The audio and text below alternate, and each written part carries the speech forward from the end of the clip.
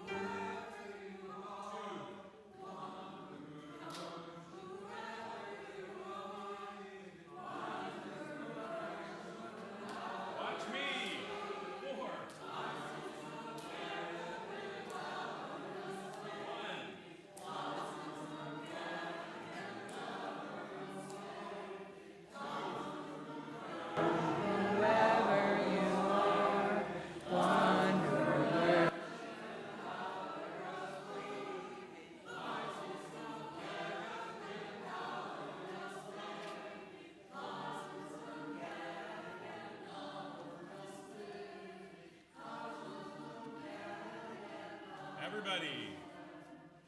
Come yet again, come.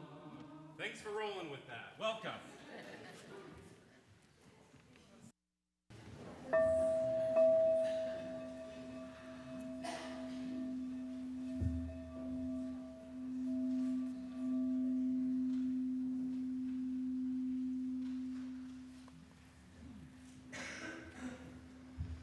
Good morning. That was a beautiful way to start.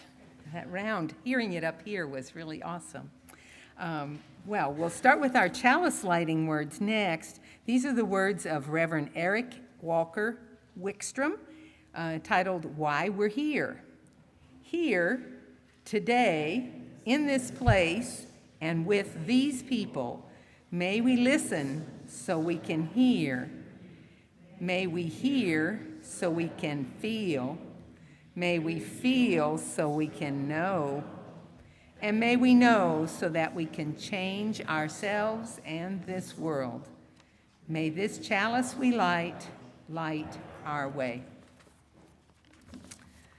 Well, good morning. My name is Joetta Pro, and I'm serving as your worship associate this morning. We're delighted that you all are here today, online and in person. At St. John's, we celebrate diversity. We invite folks of all ages, all identities, with all abilities and histories to join us in our caring communities. As Unitarian Universalists, we are guided not by one particular book or holy text, but rather by the journey that we are on together. We draw from our heritages of freedom, reason, hope, and courage, building on a foundation of love. Each month, we explore one theme and how it applies to our lives and our journey. This month, our services are exploring transformation. And today, our service is led by our interim minister, the Reverend Jen Grayson. Today, note that children and families will be a part of the service and will remain with us today. I want to extend a special welcome to all those who are newcomers to St. John's. We hope you'll find that over time, the seeds of your faith will grow and that you'll put down roots here at St. John's, where our mission is creating a safe and caring community, working for peace and justice, and celebrating beliefs that respect freedom of thought.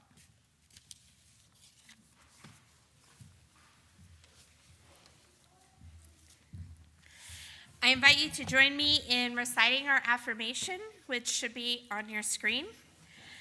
This is the mission of our faith, to teach the fragile art of hospitality, to revere both the critical mind and the generous heart, to prove that diversity need not mean divisiveness, and to witness to all that we must hold the whole world in our hands. Thank you.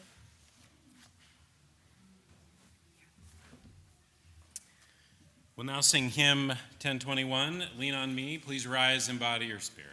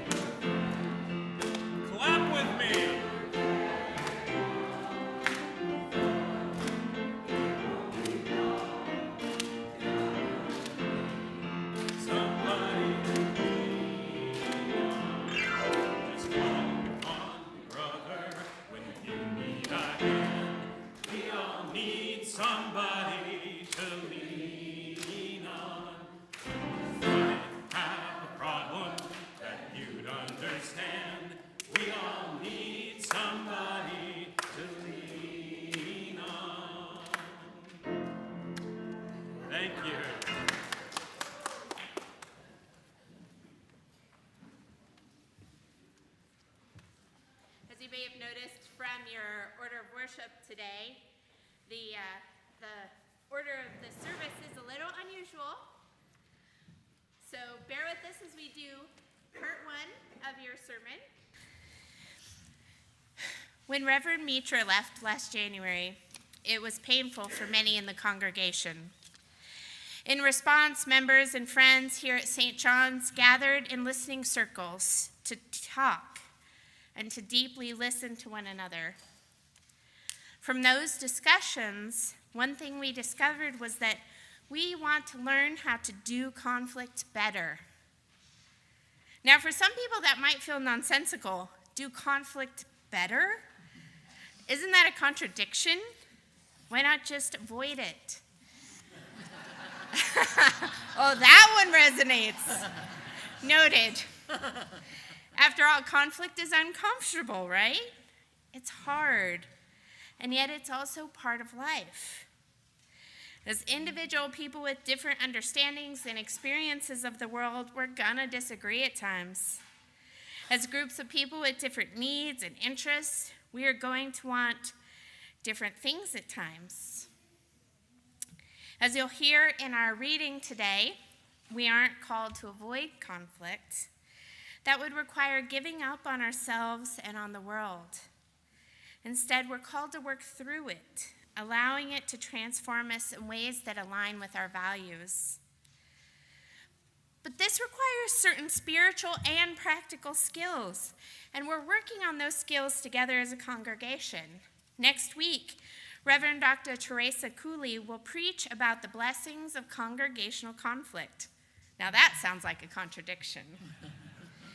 And she'll lead a workshop after the service. We hope you can stay. There'll be food provided in between. This week, we're going to explore the concept of covenant of right relations. How many of you have heard of a covenant of right relations? Several of you. A covenant of right relations is a set of guidelines that outline how members of a congregation want to relate to each other. Many Unitarian Universalist congregations have developed and adopted their own covenant of right relations. But the concept of such a covenant is much, much older than our tradition. There's a Jewish story that tells us that long, long ago, God had noticed the suffering of the Hebrew people enslaved in Egypt, and God wanted Moses to lead them to freedom. Naturally, Moses had questions. He told God he wasn't a very good speaker. He doubted anyone would believe or follow him. And God told him to throw his staff on the ground. And when he did, it turned into a snake. That's when he tried to run. Which makes sense to me. But he eventually agreed to lead God's people. Moses and his brother Aaron went to the Pharaoh and demanded their people be freed.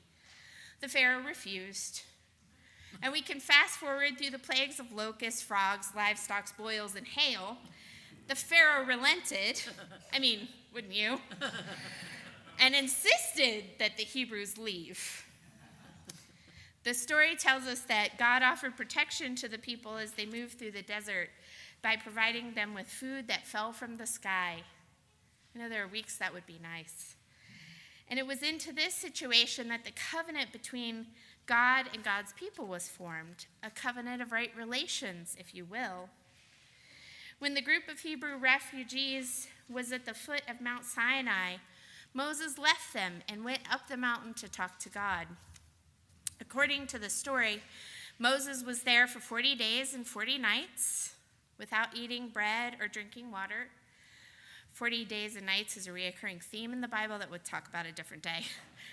And after that time, he returned with the tablets containing the covenant to be established between the people and God, summarized in what are often called the Ten Commandments. These included expectations for how people would relate to God and to one another. But having a covenant of right relations didn't mean everything was smooth from then on out. In fact, right after the tablets were carved, the people were violating the covenant, worshiping a golden calf. Moses got angry. He threw the tablets and broke them. God became angry, so Moses had to talk God out of just killing everyone and starting over. A rough month. In the end, God instructed Moses to rewrite those tablets and have the Ark of the Covenant built. The word ark means a protective enclosure, which is why Noah's big boat from a different story is also called an ark. After the harrowing experience of leaving Egypt, the people wanted an object that represented their relationship with God to lead them forward on the journey. The Ark of the Covenant is where the stone tablets were kept, along with, according to some traditions, other sacred objects, including those original broken tablets. The conflict was part of the sacred story. This is the origin of covenant language we use even today as a people of faith. We speak of the covenant of marriage. I have a covenant with other UU ministers. Covenant is how we live together in a community, how we agree to treat one another. Unitarian Universalists are bound together by a covenantal theology. Reverend Tom Belote writes, I think that sometimes we stress the fact we are not a creedal faith a lot more than we are stressed that we are a covenantal faith. We emphasize the creeds we are not asked to recite more than the covenants we are asked to share. We overemphasize the fact we are not necessarily required to believe in God or believe in a certain doctrine about the Bible or the afterlife, and underemphasize the covenantal dimensions of our shared faith, preferring not to articulate the covenants of behavior we do share. I agree with Reverend Belote on this. It's important that we understand ourselves as belonging to a covenantal faith. The covenant reminds us that despite our freedom within this tradition, We're not doing this alone. We are interdependent as well as independent. In the Jewish tradition, at the root of our UU approach to covenants, keeping a covenant brings blessings. The relationship has value of its own, and blessings come from remaining within it. This sets covenantal relationships apart from other types. For instance, some of our relationships are transactional, an exchange of goods or services. If the exchange is no longer beneficial, that relationship might end. No harm is done. We don't usually think of switching to a new grocery store or finding a new job as breaking a covenant. But the relationship of God to the Jewish people, the relationships within marriage or family, the relationships within a congregation, these are considered sacred in a covenantal theology. Nurturing a covenantal relationship is considered a source of blessing. By definition, a covenant is relational and mutual. A covenant invites us to grow deeper connections with one another and ourselves.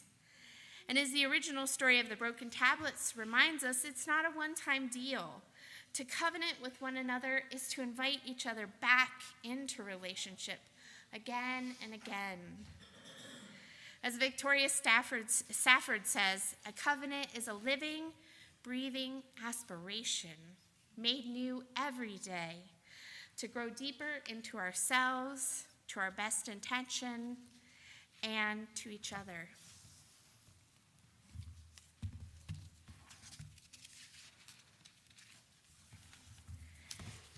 And as we grow deeper into each other, we take time as a part of our service every week to honor and celebrate our community.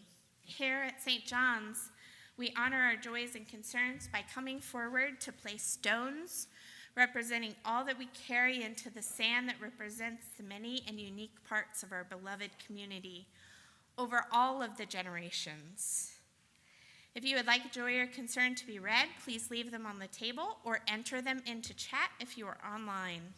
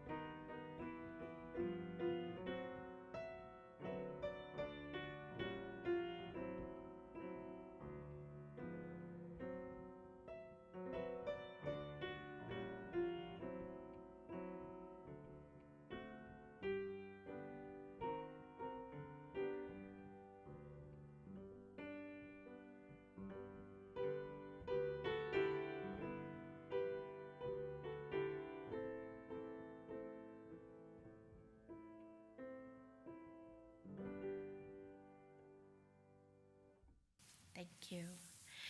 We light a candle representing all that has been shared and not shared in this room. We have a couple of spoken joys and concerns today. Melissa Rowland shares that a joy. Brandon will be 18 on Tuesday. In a few more weeks, he graduates high school. Massive life transition there. And we also have a sorrow and concern. Longtime member Bob Loffman died peacefully on Friday morning with his wife Kathy at his side. Bob graduated from the U.S. Naval Academy and after his service in the Navy worked in business. He obtained his law degree in night school and had an exceptional legal career. Bob quit his corporate job and worked at the Legal Aid Society, serving as president for several years. He then spent 30 years in private practice fighting for civil rights. He was a pioneer in the federal litigation of civil rights issues, and his practice led him to testify before Congress and argue a matter before the U.S. Supreme Court. Bob was serving as a greeter at St. John's when he met Kathy. They were married here by David Salmons 52 years ago. A memorial service to honor Bob's life will be held at St. John's on a date to be determined.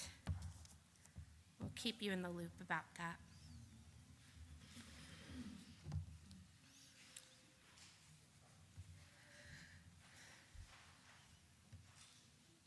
I'm going to invite you to move into a spirit of prayer meditation with these words by Andrea Hawkins Camper. Blessed are we who gather with open hearts together in this space today. Blessed are we, the chalice lighters of resistance, justice, love, and faith. Blessed are we, the heretics, the outcasts, the walkers of our own way. Blessed are we, the border crossers, the refugees, the immigrants, the poor, the wanderers who are not lost. Blessed are we, the transgressors, the trespassers, the passers-by, the cause-takers, the defiant, the compliant. Blessed are we, the hand extenders, the sign makers, the protesters, the protectors. Blessed are we, the trans women, the trans men, the non-binary, the cisgender, the multigender, the no gender. Blessed are we, the friend, the stranger, the lonely, the hidden, the visible, the authentic. Blessed are we who rise in solidarity. Blessed are we who cannot. Blessed are we who do not. Blessed are we, for this is our beloved community, and this is who we are.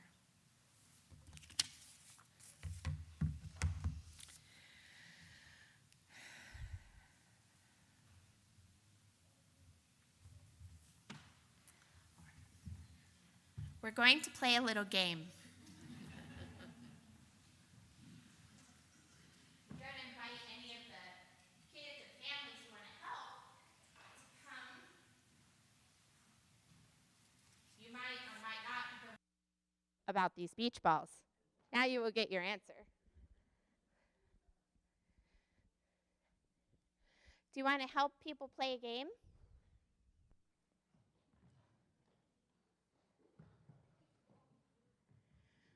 So, we are going to try to get these beach balls to the back of the room. Now, you guys can pass the beach balls to people or throw them out there to people. It's up to you. You will. They're going to come back a couple of times, but don't tell the adults that. Ready? Go. Get them to the people.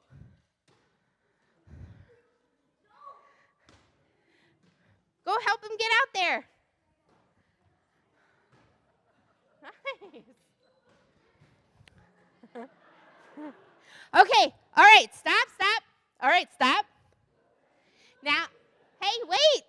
You guys aren't very good at stopping. Color me shocked. Okay, so the balloon can't touch the floor, or the beach balls. Can you guys go get the beach balls, bring them back?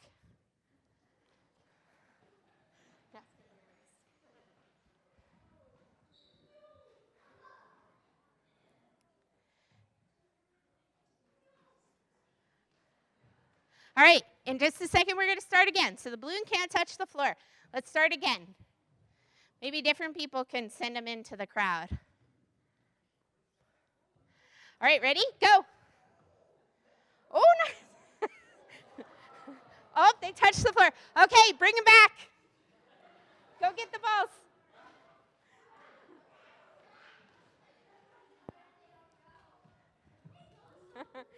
Okay, also, at least 6 people have to touch each beach ball. Ready? Get them out there.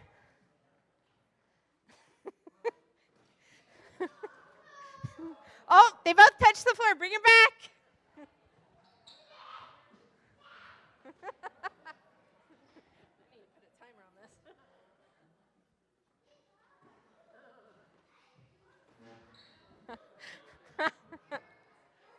Oh, send them out there. Yeah. Oh.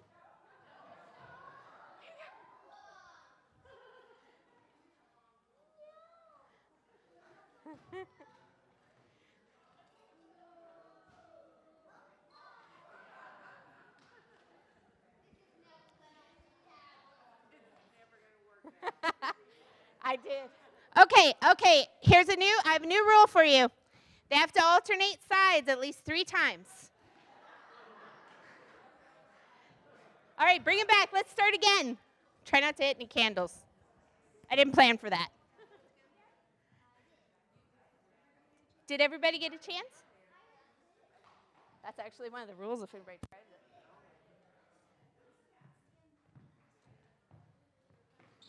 Oh, are you okay? Keep throwing it.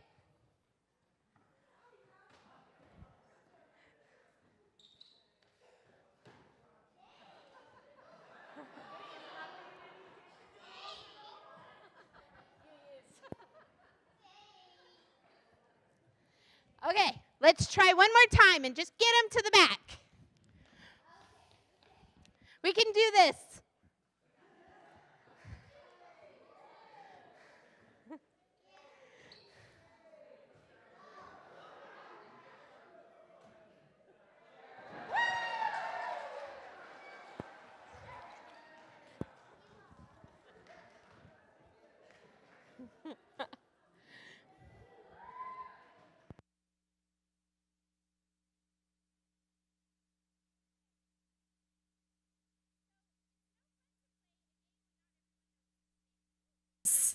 Have you ever tried to play a game when you didn't know the rules? Yeah. Or have you tried to play a game when someone keeps making up new rules as you go along? A game's rules can allow for playful, creative fun within the boundaries of the field or board or video screen.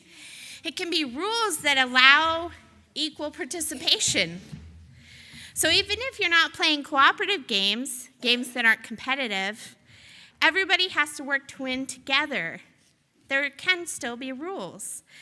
So think about our congregational life as a playful, cooperative game. What helps us to know and understand the goals, expectations, the boundaries of that game? We have a goal to live out our mission as best we can. It would be super easy if somebody could just run the beach ball to the back of the room. But is that fun? So we have guidelines and agreements about how we will be together and how we play together towards fulfillment of the mission. That's why we work toward establishing a congregational covenant, as well as other aspects. Our covenant can help us understand clear boundaries and transparency so that everyone knows to get us moving together toward the same goal. All right, do you want to do it one more time, one last time? I think they're scared. Let's do it one last time. Get it out there. And just, however it works, just get it to the back. Ready? Go. Give it to somebody.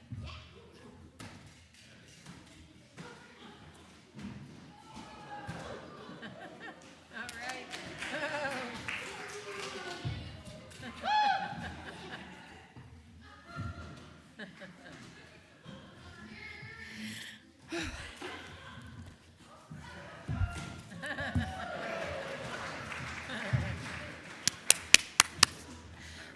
I especially want to thank all the kids for their help and all of you for your help in illustrating this point. And you're welcome to go back to coloring or... It's all good. It's all good. All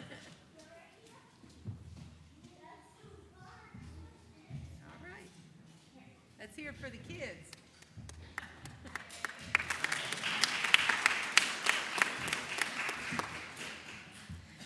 All right. Now, after that wild activity, you're ready to relax and listen to Marty Harrington introduce our outreach grant recipient. I lost her in the crowd.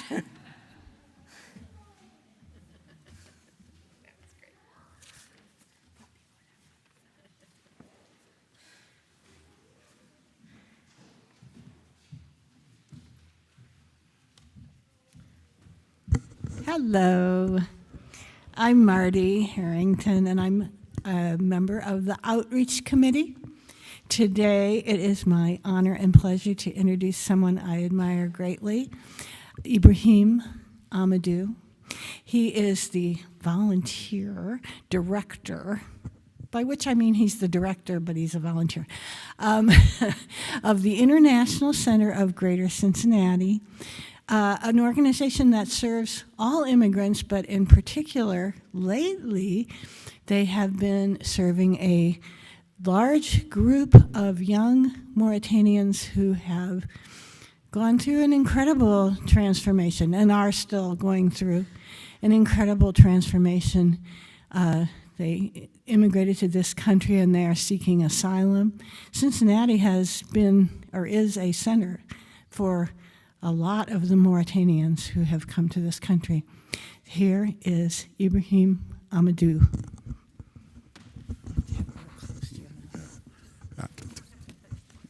Okay, thank you, Ms.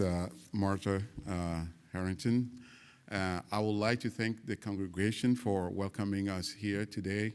I am representing the International Center of Greater Cincinnati, and we are blessed and honored that you welcomed me today on behalf of my organization.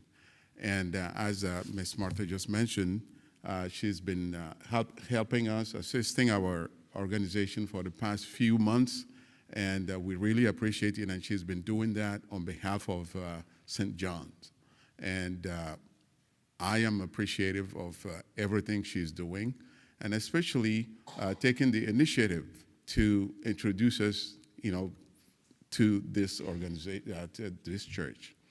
And I was reading the shared affirmation earlier, and I, in my humble knowledge of the religions, these are the ideals of every religion. And I think it is worth really mentioning it today. I am of a Muslim, Islamic faith myself, but Islamically speaking, these are the faith, these are, true to Muslims as well. So thank you very much for all your contribution, and this grant will help us assure the transportation of our, student. We teach students English, ESL classes, as well as helping them integrate the community and the tri-state area. Now, prior to that, this organization has been established about more than 20 years ago by Ms. Natalie Fair Albright, Ms. Debbie Ness, and then Mr. Noel.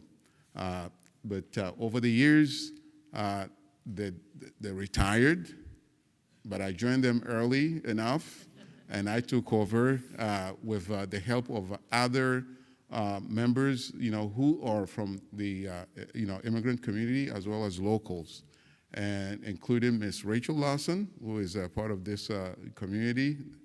And within our board, people are from different backgrounds. The diversity that we're talking about is part of our organization, definitely. We have a Christian, we have one with a Coptic religion, we have Muslims, we have Martha with us, and so on and so forth. So I cannot finish naming. And we are all volunteers. All we're doing is to help people integrate this community and be productive members of this community. And at the same time, bring the culture and the knowledge that people bring, come with them, with in this community, and then help, this community thrive and then move forward. And again, on behalf of International Center, I would like to thank you very much, and may God bless every one of you for everything you're doing within this, church. Thank you very much.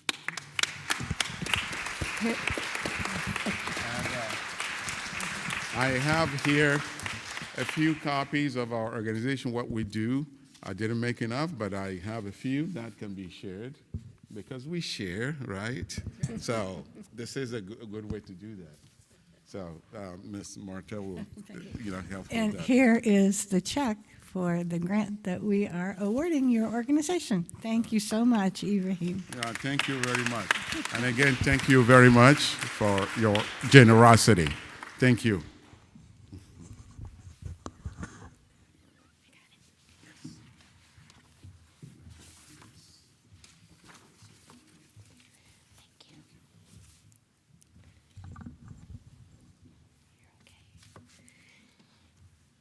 And to talk about another great community, I'm going to invite up Mary Darner.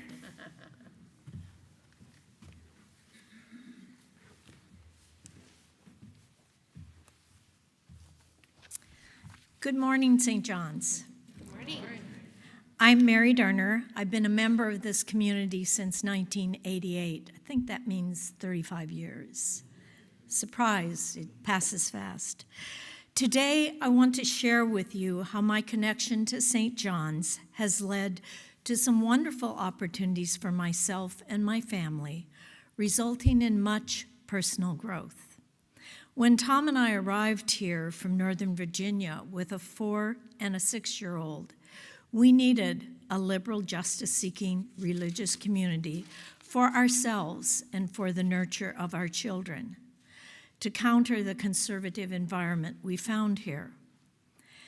Through knowing LGBTQ plus individuals and families here, we have grown in compassion, understanding, and commitment to LGBTQ plus human rights. The gifts we've received of personal relationships have been many. In 1996, I accepted a staff position as co-director with Barbara Haddon of our religious education program for children and youth. I took on that role after the congregation evolved in its thinking and commitment to our children. That involved financial support for staff and programming, and volunteers of all ages stepping forth, understanding their responsibility to nurture our children. That teamwork grew a very large and vibrant program. Though COVID has caused our numbers of children and youth and our numbers of young families to fall, I believe with a similar commitment, we can grow it again. I've had young adults tell me that our youth advisors and teen program provided a safe, supportive place while they went through the ups and downs of adolescence. Our teens hosted regional UU youth conferences and provided the design and leadership for these. Turning leadership over to our youth was another valuable growing experience. One element of youth programming has been the Our Whole Lives comprehensive sexuality education offering for 7th to 9th graders. As a youth, I didn't get a comprehensive sex education. Instead, I got a book about how babies are made. Fast forward to being an administrator of the program, I saw my own teens participate. That required trust. Later, my daughter helped a younger class put condoms on woodies, another reminder of a huge contrast between my daughters and my own sex education. Probably the most significant impact on Tom's and my life has been shepherding the Partner Church program, which started as a way to help hurting Unitarian congregations in Transylvania, Romania, following the downfall of Romania's communist dictator in 1989. We gained lifelong friendships with our Hungarian partners in visits there and here and through letters, emails, and Skype calls. Seeing their resilience and commitment to their faith and their commitment to one another through incredibly troubled times captured our hearts and also prompted questions, again, leading to our personal growth. We have a deeper appreciation of this faith and its value after voraciously reading about the history of early spokespersons believing in the humanity of Jesus and the errors of the Trinity. My gratitude for our congregation is immense when I think of all the things we have done together in support of Nered St. Laszlo's Unitarian congregation. And at the same time, our congregation has benefited. We've learned much, and through our activities together, we've enhanced our own sense of community at St. John's. I have much more I could say, but my time has run out. Yes, this is a community offering personal growth wherever you choose to get involved. And it offers ready teamwork to make a difference in this world. Also, I know from personal experience, this is a community of folks that graciously shares their wisdom and support when you most need it, moving through life's challenges. Thank you. So, please make a pledge before April 28th for the coming fiscal year's operating budget to continue the work of this church.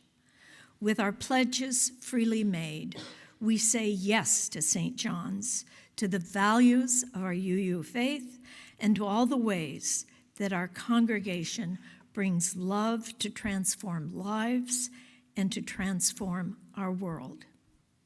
You can make your pledge through St. John's website, or you can fill out the paperwork here. Our pledge team will be in the lobby with pledge forms and are available to answer your questions.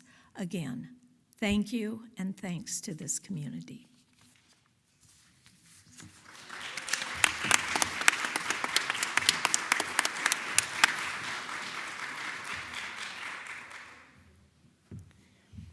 I can't say anything any better. I invite you to say yes to St. John's. An offering will be gratefully received.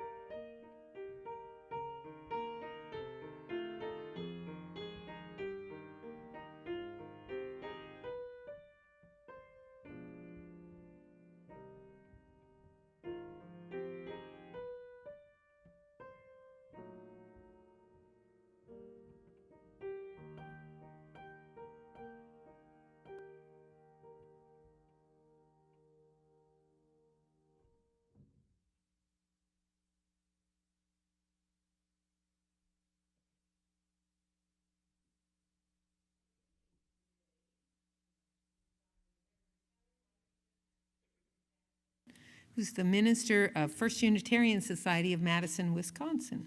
It's titled, The Church That Doesn't Matter. In the church that doesn't matter, there are no quarrels, no arguments, and no one ever says anything they regret at the meeting to discuss the sanctuary's new paint colors. There is nothing to inspire such passionate intensity because none of the decisions of the church touches anyone's heart, and no one lives or dies by the choices, or even feels for a moment like they might. Everything is easy as pie. In the church that doesn't matter, no one has to ask for money or even talk about it much. There is always enough to go around. There is always enough because no matter how much there is always less to do with it than that. The vision always shrinks to undermatch the means. So pledge season is always a breeze. In the church that doesn't matter, no one ever disagrees with the preacher's sermon. The music is always just fine. There is never a fight about the liturgy, not even if they do joys and sorrows, or not even if they stop doing joys and sorrows. There is never any controversy because no one ever says anything they really care about, and no one ever seems to care about it. Because of this, the service is always equally inoffensive at both 9 o'clock and 11. The sounds of children during worship, the recruitment of Sunday school teachers, the compensation of professional religious educators, and the size and condition of space dedicated to religious education, none of these things are ever talked about or thought about in the church that doesn't matter. Those issues just seem to take care of themselves somehow. No one ever has to clean up in the church that doesn't matter, or figure out the old electrical system, or consult the building codes, or climb a ladder to change a light bulb. If no one bothers to make coffee on Sunday, no one complains, and if no one greets the visitors, no one seems to mind. Everything is easier in the church that doesn't matter. The total solution to all the frustrations of congregational life requires no consultants, manuals, or workshops like next Sunday. Simply avoid at all costs meaning and purpose and anything that might lead you to either or both. Whatever you do, do not let yourself care about the people around you or the covenant that you share. Yet, knowing this, we still decide again and again to ask tough questions, to take real risks, to do work that needs doing, and to tell the truth. We get out of bed on Sunday morning. We answer that email. We make something imperfect but still sweet for the bake sale.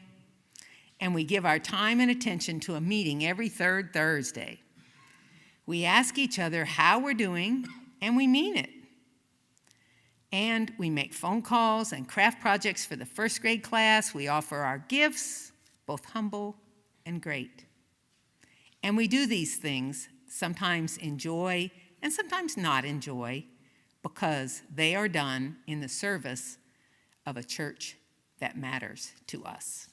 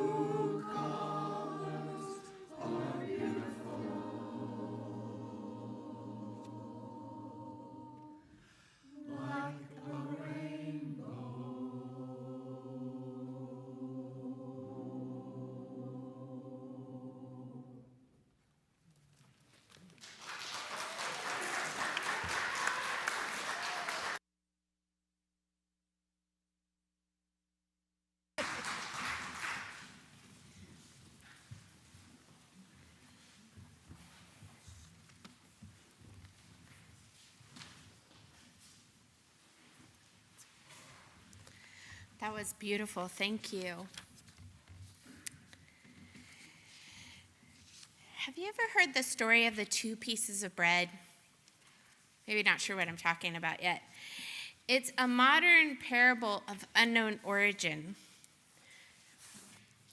It always makes me a little sad. So once there was a married couple who were celebrating their 50th wedding anniversary.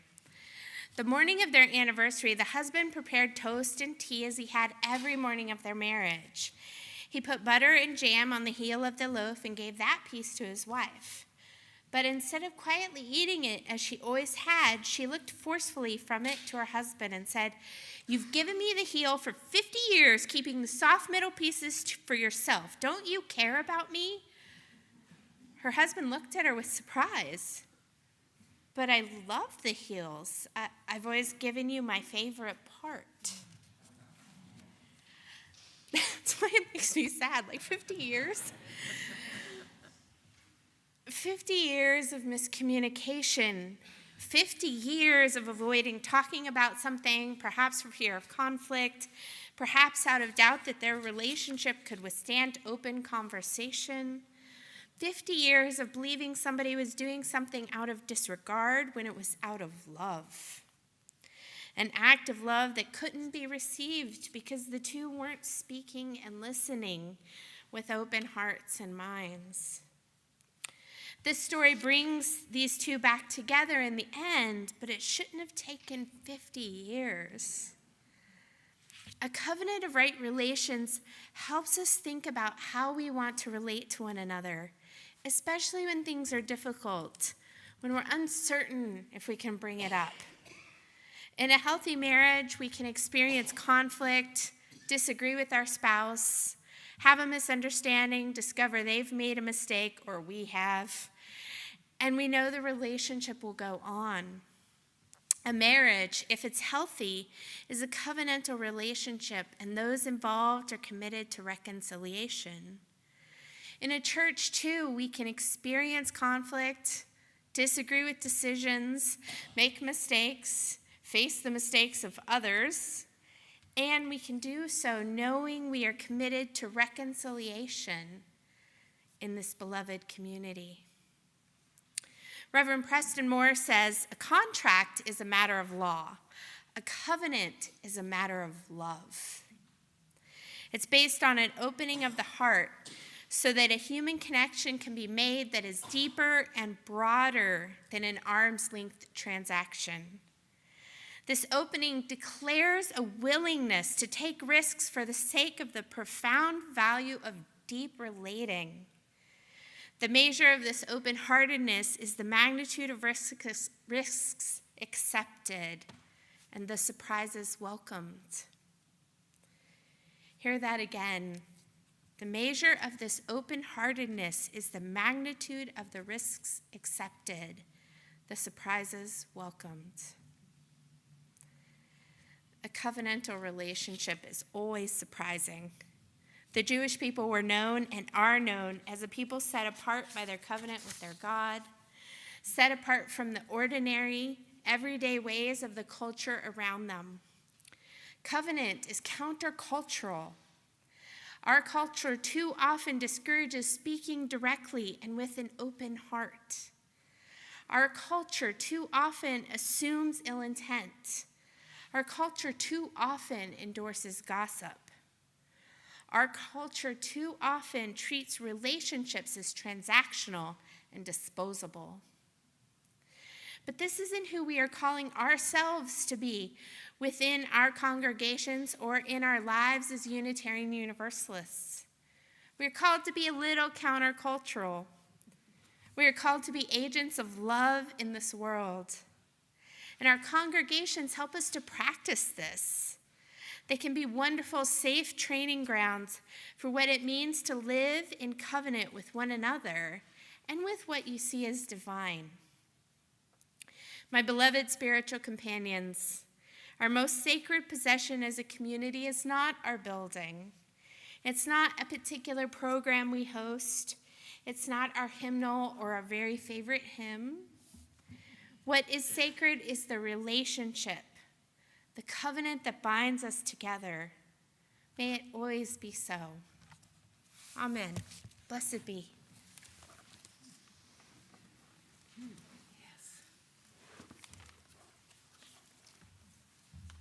Amen indeed. Well, just a couple announcements to wrap things up here. Let's see, Debbie, while you're heading up this way, I'll mention a couple things. One is Reverend Jen reminded you of the workshop next Sunday after service when Reverend Cooley will be speaking and then leading a workshop. Put that on your calendar and please try to attend. Today, the auction team is having a meeting after church in the chapel, is what the order service says. Is that right, Nancy, Henry? Anybody who wants to come talk? Yeah, okay, so it's auction pre-team. How's that? No commitments, just, yeah. Aaron said you don't have to sign up for anything, just come and share ideas. And that's after service in the chapel here, right up here. In case you're so new, you don't even know where the chapel is. It's right up here beyond the piano. We are having a potluck for newcomers on March the 15th. That's Friday, like not this Friday, but a week from 5 to 7. It's a potluck. Bring whatever you like. And even if you're harried at work and you don't have time to bring food, just come anyway. There's always plenty of food. Newcomers and others are invited. Please come. And 2 weeks from now, on Sunday, March 17th, the forum is one that we want to be thinking of too, with Rich talking about braver angels and conversation, right? Real conversation. So thanks, Rich. I think that's it, except for Debbie Combs, who has a special announcement.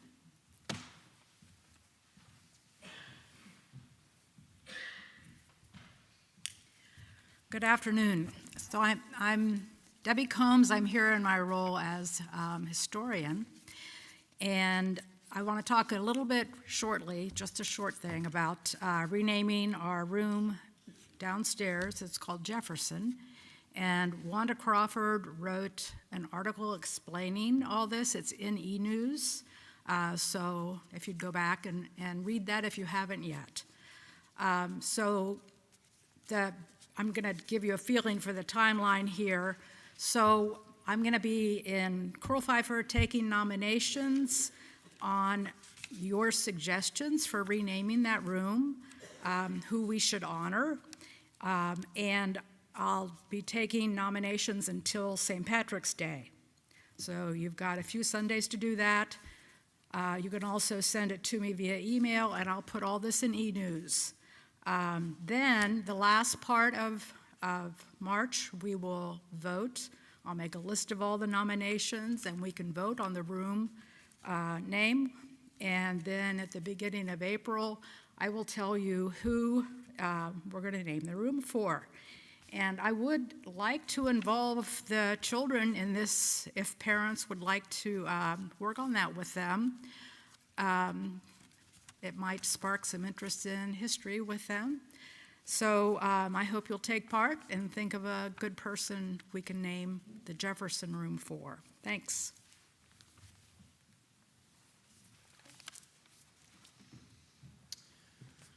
We'll close by singing hymn 6, Just as Long as I Have Breath. Please rise and embody your spirit.